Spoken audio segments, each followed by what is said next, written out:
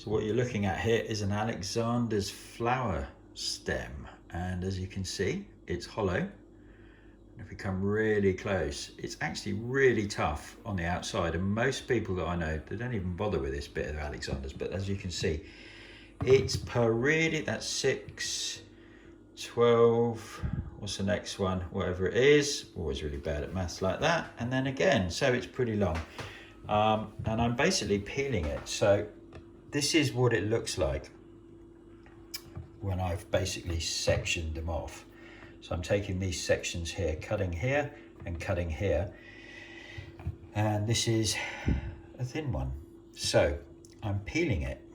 Well, I'm not peeling it, I'm using a knife like that, and I'm just slicing down one bit. So basically what I do, because I'm hand holding the camera so I can't do this, is I basically hold it up and I get the knife and slice down one side, and that then, if you can see, reveals this tough outer skin that I remove.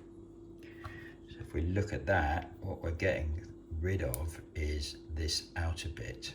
Okay, now Alexander's rhyme is massively in flower, and even it's gone from the buds to the flowers, and people kind of leave it at that level until it really starts growing back in the autumn. But I discovered this a few years ago, and it's just one of those really choice bits. I mean, look at this. Yeah, look at this stuff. This is like celery, like highly aromatic celery. It's absolutely delicious. What I'm going to do with it, I don't know yet. I might steam it, I might chop it up raw, might cook it down into a mush. I've no idea. So you just play with it as you will. Really, really important.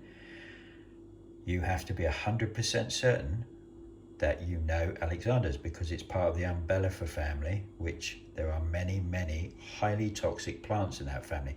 This is not a family for beginners. This is just if you know your Umbellifers, or you know your carrots, Umbellifer being the carrot family, then you might want to play with it and save food waste, because a lot of foraging is, you know, a little bit of sprinkling on the side, botanical bling, and they think that's wild food meals. It's not.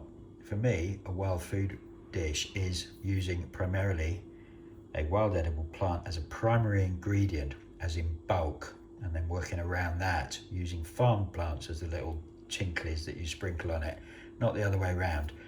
So there you go. See if you've got Alexander's around. If you're near the coast, you're going to have bucket loads of it. Like miles and miles of this stuff grows on the coastline. So hope you liked the video. Bye.